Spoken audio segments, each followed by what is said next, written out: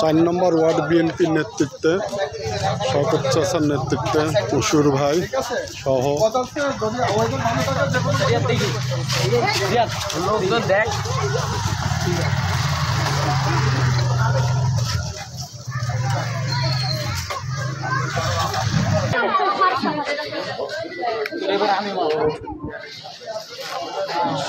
কাল ছিল আমি পরে কথা বলতে বলতে তোর এসে পাইনি।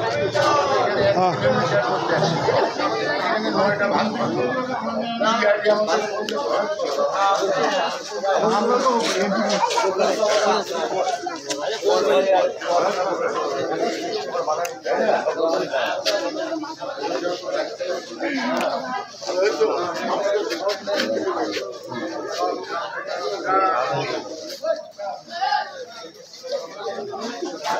अरे बैनर सामने धरो भाई बैनर सामने धरो ए बाबू नहीं बैनर सामने धरो बैनर लागो ना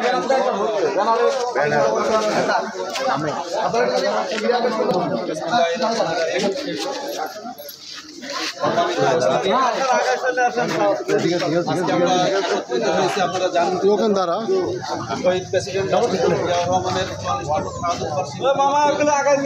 আলোচনা সভা সবাই কেন্দ্রীয় কর্মসূচি হিসাবে আমরা প্রত্যেকটা ওয়ার্ডে আমরা এই আয়োজন করেছি। প্রত্যেকটা ওয়ার্ডের নেতৃবৃন্দের উপস্থিতিতে আজকে আমরা শুরু করছি 4 নম্বর ওয়ার্ডের ওনার ওয়ার্ডটি শুরু করলাম।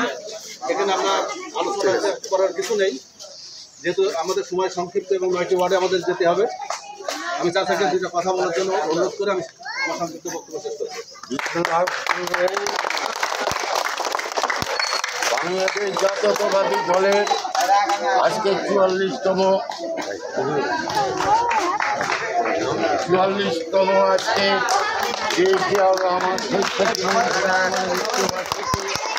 এই উপলক্ষে আজকের এখানে ছাত্রদল যুবদল এবং মূল দলের সকল পর্যায় নেতৃবৃন্দ আগামী দিনের ভবিষ্যৎ তারুণ্য সকলকে সালাম জানাচ্ছি। আসসালামু আলাইকুম। আপনারা জানেন আজকের দিনটা কি অনুতপ্তের দিন, ব্যথা বেদনার দিন।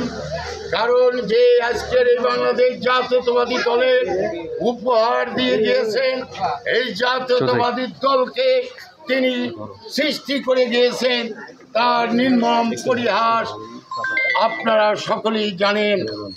চিটাগাংয়ের সেই সার্কিট হাউসে তাকে অসময় মানে জীবনের যখন সেই দেশটাকে গড়বে, যখন সেই দেশের মানুষের কল্যাণের কাজে লেগেছে, উন্নয়নের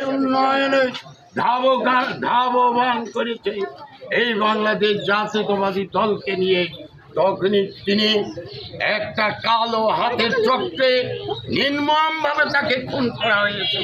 সেই দিনটা হলো আজকে। আমরা বেশি কিছু করব না, বলবো না, কারণ আজকে 9টা ওয়ার্ডে আমাদের মিটিং আছে। এই 4 নম্বর ওয়ার্ডের নেতৃবৃন্দকে বিপ্লবী সালাম জানাচ্ছি। আমাদের হানাহানি বাদ দিয়ে যার নেতৃত্বে দর্শনা শক্তিশালী হবে, আমরা তার পিছনে থাকব। বেচা বিক্রি বহু হয়েছি, আর কিন্তু আমরা হতে চাই না। কারণ শহীদ প্রেসিডেন্ট জিয়াউর রহমানের আদর্শ, তার পরিবারের আদর্শ, তার পরিবারের ত্যাগ আমরা বুকে লালন পালন ধারণ করে আগামী দিনের পথ চলা ধাবমান করে বাংলাদেশ জাতীয়তাবাদী দলকে শক্তিশালী করব, এই আশাবাদ ব্যক্ত রেখে সকলকে বিপ্লবী সালাম জানাচ্ছি। আসসালামু আলাইকুম। সকল ভাই এগিয়ে চলো, সকল ভাই এগিয়ে চলো।